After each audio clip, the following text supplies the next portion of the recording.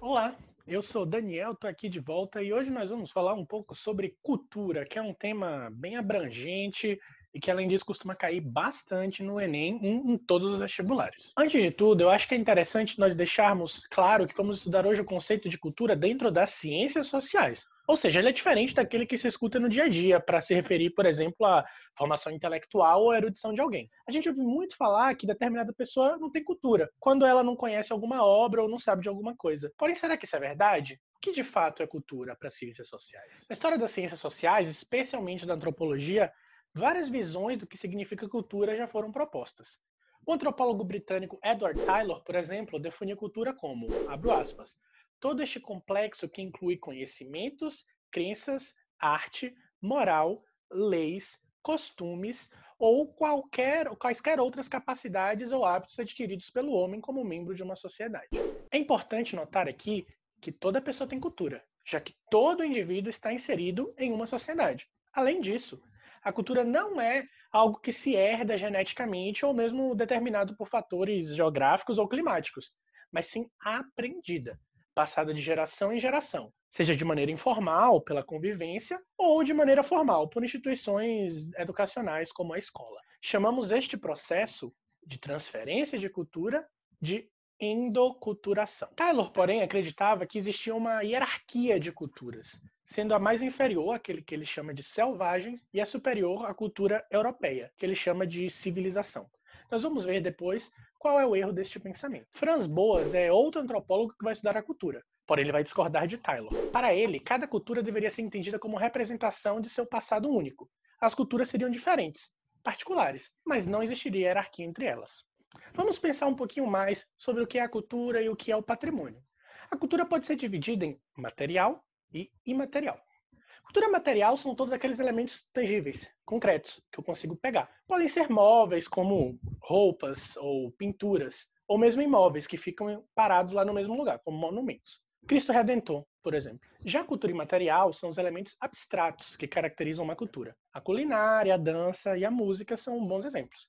Claro que você pode pegar uma determinada iguaria produzida por uma cultura e isso vai ser algo material, você pode inclusive comer. Acontece que o saber fazer isto, ou seja, a culinária, ela mesmo assim faz parte da cultura imaterial. Você não pode, por exemplo, pegar esse saber. A cultura imaterial, portanto, esses saberes, geralmente são transmitidos de geração em geração. Isso também nos leva à noção de patrimônio. E nós temos, inclusive, uma definição interessante que vem da nossa Constituição Federal.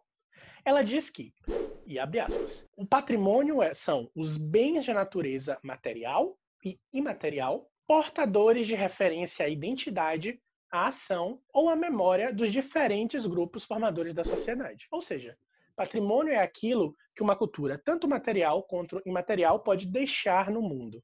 No Brasil, nós inclusive temos o IPHAN, Instituto do Patrimônio Histórico e Artístico Nacional, que é um órgão do Estado que age para preservar nosso patrimônio, tanto material quanto imaterial. Uma de suas principais funções é tombar os bens culturais. O que isso significa? Que eles devem ser preservados e não podem mais ser alterados a partir do momento em que eles são escritos em um livro chamado Livro do Tombo. Já em um nível mundial, nós temos também a Unesco, que é uma agência das Nações Unidas, da ONU, que cria a lista de patrimônio da humanidade. E essa lista engloba, é claro, diversos países do mundo.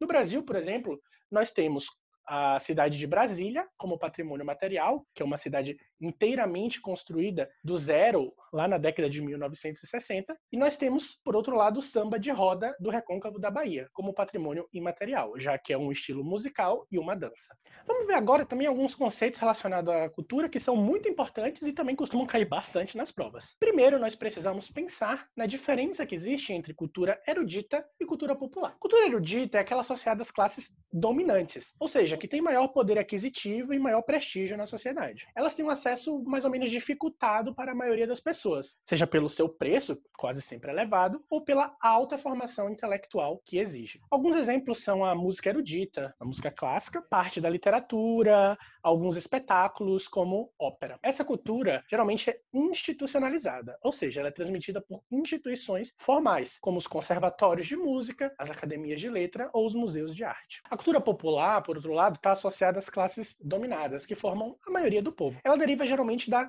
tradição, de algo muito antigo e tem um forte caráter local. Alguns exemplos são a capoeira ou mesmo a literatura de cordel. Outro conceito fundamental é a de indústria cultural. Este conceito aparece na obra de dois pensadores muito importantes da Escola de Frankfurt, que foi uma escola de pensamento criada lá na Alemanha dos anos 1940, Theodor Adorno e Max Horkheimer. A indústria cultural é baseada na massificação e tem como objetivo o lucro. É a forma que o capitalismo encontrou para transformar as culturas e todos os seus elementos em mercadoria. Ela bebe tanto da cultura erudita, mas principalmente da cultura popular, e as transforma em uma cultura de massa, que por sua vez vira uma mercadoria. Só que ao pegar elementos da cultura popular, por exemplo, a indústria cultural retira os significados originais daquela manifestação cultural e deixa apenas a parte que pode ser vendida para o consumo de um número máximo de pessoas. Dessa maneira, se perde bastante a autenticidade e a localidade em favor de um produto mais raso. Aqui podemos pensar, por exemplo, no sertanejo, que na sua origem tinha muito a ver com o trabalhador rural, do campo, do interior do Brasil, mas que a indústria cultural se apropriou e massificou, transformando em um produto